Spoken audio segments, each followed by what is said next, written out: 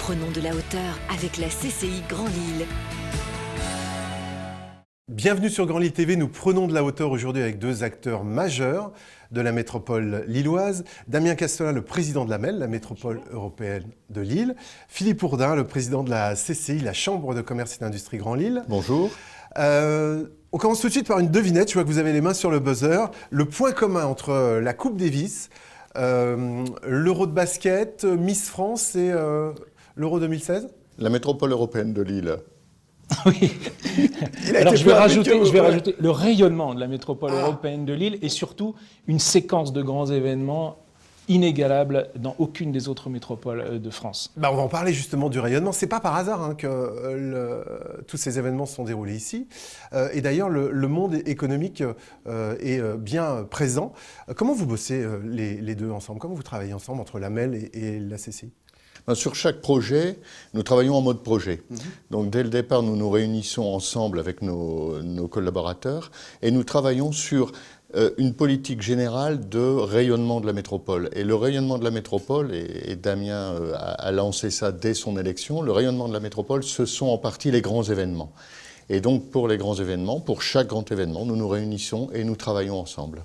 C'est tout à fait cette logique de coproduction entre l'acteur public, le grand événement et le monde privé, puisque nous avons besoin d'accueillir l'ensemble des spectateurs de ces grands événements, donc avec le monde économique, hôtellerie, restauration, accueil, et nous avons aussi besoin du monde économique pour équilibrer les comptes, avoir quelques sponsoring, mécénat, publicité. Donc voilà, chaque grand événement est bien travaillé en amont avec le monde économique.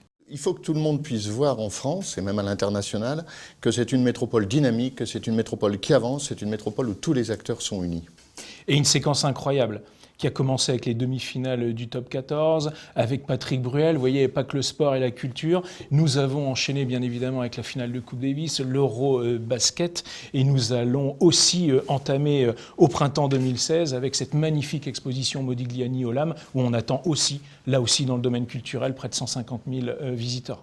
Et n'oublions pas l'Euro 2016. Bien sûr, où là, 300 000 spectateurs, 6 matchs au stade Pierre-Mauroy, 4 matchs à Lens, une fan zone capable d'accueillir 20 à 30 000 spectateurs. Là aussi, on est en marche. C'est bien évidemment le grand événement de 2016 sportif. Et vous voyez, sur chaque événement, il y a un avant et un après. Regardez l'Euro 2016.